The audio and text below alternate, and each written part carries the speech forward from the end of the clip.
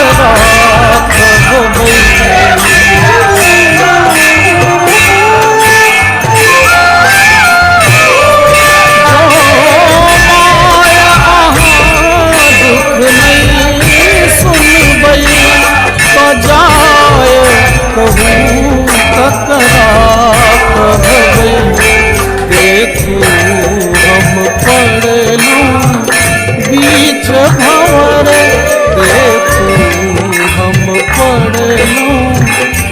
कैसे भंवर हे माए विनाश कर